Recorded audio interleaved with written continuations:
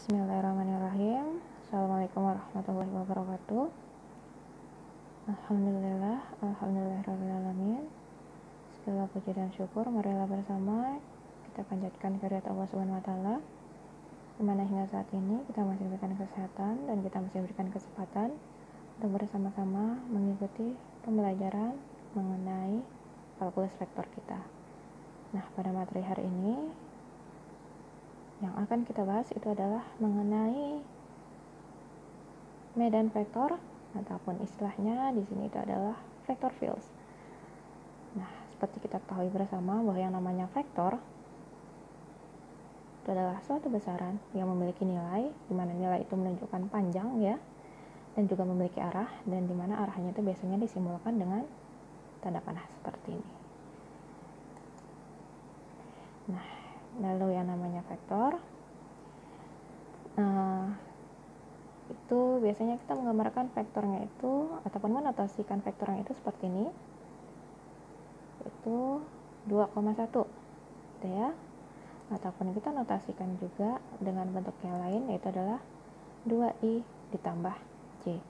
Nah, jika kita menggambarkan vektor posisi dari vektor 2,1 kita ini, maka biasanya kita akan memulainya dari titik origin 0 ya, lalu x-nya 2i, y-nya 1, maka biasa seperti ini ya. Di sini adalah vektor posisinya. Tetapi kalau kita lihat di sini, kenapa vektornya itu tergambar ada di atas ini? Nah, sebenarnya yang dimaksud dengan vektor posisi itu menggambarkan suatu posisi atau tempat ataupun kedudukan dari sebuah vektor. Nah, seperti kita ketahui bersama, vektor itu kan bergerak dan dia memiliki arah.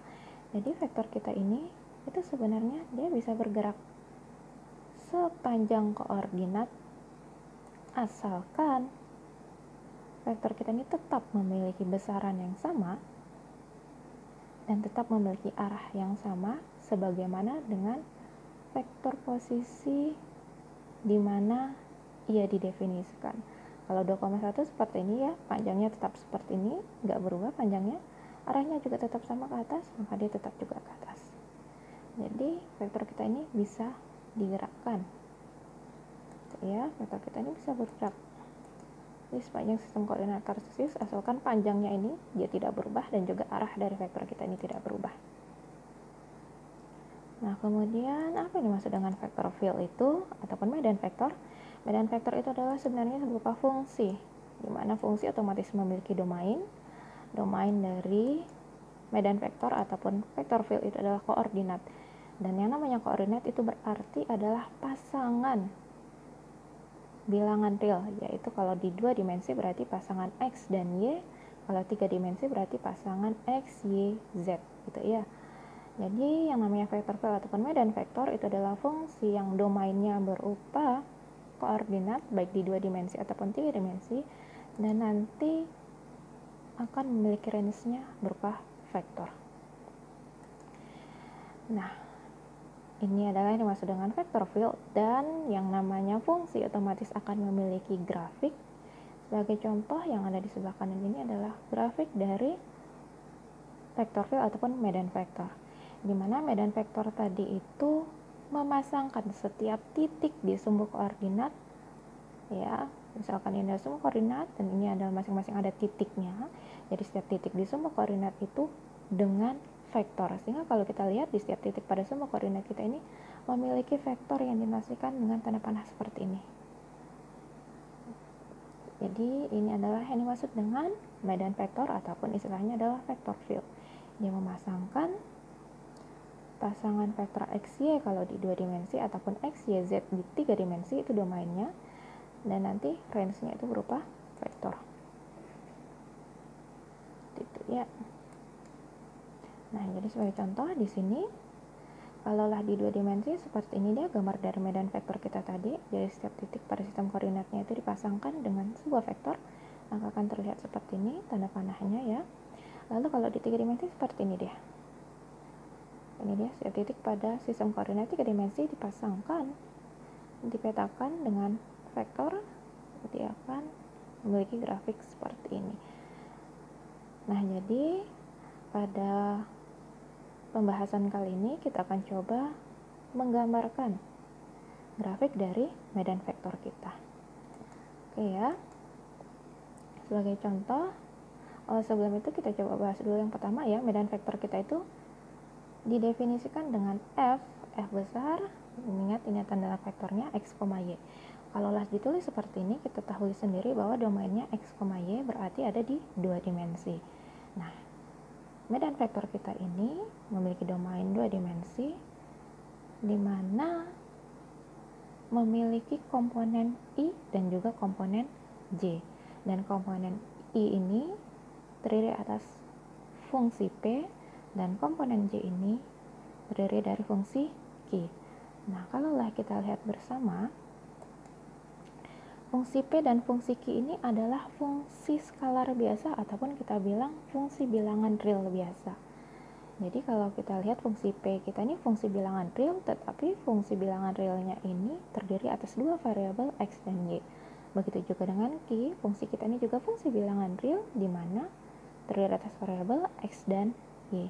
Jadi dua fungsi kita ini, fungsi bilangan real ataupun di sini dikatakan skalar fungsi, atau fungsi skalar kita ini adalah suatu fungsi yang nanti nilai fungsinya itu bergantung dari nilai variabel X dan Y. Ya. Nah, kalau di 3 dimensi seperti ini ya, medan vektornya itu didefinisi dengan F, X, Y, Z. Jadi kalau kita lihat di sini, ini menunjukkan domain ya. Domainnya itu ada 3 variabel, otomatis nanti domainnya ada di R3.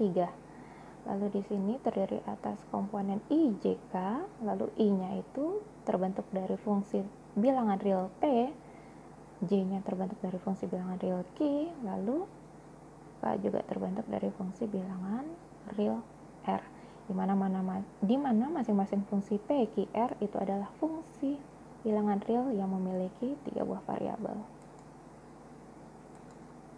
Nah, sekarang coba kita lihat ya. Kita akan menggambarkan grafik dari medan vektor F, X, Y sama dengan negatif Y, I ditambah X, J. Kalau kita lihat di sini X, Y berarti medan vektor kita ada di 2 dimensi, berarti nanti kita gambarkan di sistem koordinat 2 dimensi. Nah, untuk menggambarkan medan vektor kita ini, kita bisa mengambil sembarang koordinat pada sumbu X dan sumbu Y gitu ya. Di sini pasangan koordinatnya kita bisa ambil sembarang. Jadi sebagai contoh seperti ini. Ada 1,0, 0,1, negatif 1,0 dan seterusnya. Nah, kemudian kita substitusikan dari koordinat X kita ini ke medan vektor kita. Kalau ini yang pertama negatif 1,0, maka X-nya 1, yang pertama ini 1,0, maka nanti X-nya 1, Y-nya 0. Jadi kalau kita substitusikan, kita akan mendapatkan hasilnya adalah J, di mana J itu vektor posisinya adalah 0,1. Nah, untuk menggambarkan medan vektornya itu, kita lihat dulu, domain kita kan X, Y ya, berarti kita gambarkan dari X, Y-nya 1,0, di mana 1,0 ada di bawah sini. Kemudian vektor posisi kita apa? 0,1. 0,1 biasa kita gambarkannya dari titik origin ya, 0,1, 0,1 berarti ini dia naik ke atas, lurus ke atas ya. Nah, sementara domain kita di sini. Nah, maka vektor posisi kita yang 0,1 itu dimulainya dari domain kita ini, kemudian dia mengarahnya ke atas. Jadi akan terbentuk seperti ini. Nah, untuk yang kedua juga seperti itu. Misalnya koordinat domain kita itu adalah 0,1. Nah, di sini ya 0,1. Kita substitusikan X-nya 0, Y-nya 1, maka kita akan dapatkan nanti hasilnya adalah negatif I gitu ya. Negatif I itu adalah vektor posisinya, negatif I itu adalah negatif 1,0. Ya, negatif 1,0. Maka nanti kita dapatkan gambarnya ada di sini. Karena tadi kita mulai domain kita 0,1, di sini domain kita, ini di sini domainnya. Lalu vektor posisinya negatif 1,0. Kalau negatif 1,0 kan biasanya sebenarnya di bawah sini ya lurus. Tapi karena kita mulai dari domain, maka dia naik ke atas sini. Nah, jadi di sini dia. Negatif 1,0. Nah, kemudian untuk selanjutnya yang negatif untuk domain kita di koordinat negatif 1,0 ada di sini. Kemudian kalaulah nanti kita substitusikan ke medan vektornya, kita dapatkan di sini negatif ya, x-nya negatif 1, di sini y-nya 0. Maka kita dapatkan negatif y dengan vektor posisi 0, negatif 1. 0, negatif 1 di mana 0, negatif 1 berarti ada di sini ya, dia lurus ke bawah. Nah, berarti karena domain kita dari sini, maka gambar dari medan vektornya dari sini, kita mulainya dari sini nanti ke bawah. Seperti itu dia. Nah, ini juga selanjutnya seperti itu ya.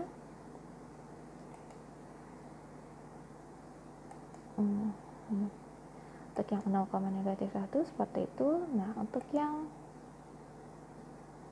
1,1. Nah, di sini saya ingin kasih petunjuk untuk yang 1,1 terutama. Untuk yang 1,1 di mana domain awalnya ada di sini. Ini dia domain kita, 1,1. Kemudian kalau kita substitusikan ke medan vektor, nanti kita dapat vektor posisinya negatif 1,1. Biasanya kalau kita gambar vektor posisi kita dari titik origin ya, negatif 1,1. Negatif 1,1. Nah, berarti di sini. Berarti nanti di vektor posisinya di sini kan lurus gini ya. Tetapi yang namanya vektor kan dia bisa bergerak ya. Dan vektor kita ini bergerak mengikuti domainnya di mana? Domain sistem koordinatnya. Nah, domain kita ada di sini, maka ini dia pasangannya. Vektor posisi negatif ke 1,1 ada di situ. Kalau negatif 1,1, nah ini dia. Kalau nanti yang satu lagi untuk yang 1, negatif 1, nah di sini dia. Maka kita dapatkan grafik dari medan vektor kita, yaitu medan vektor fx, y sama dengan negatif y ditambah xj. Nah, kalau kita teruskan ini, nanti vektornya ini akan melebar keluar. Dia tidak akan pernah mendekati titik origin nolnya. Jadi kalau kita ingin menggambarkan grafik dari medan vektor sampai di sini, sudah bisa kita gambarkan grafiknya.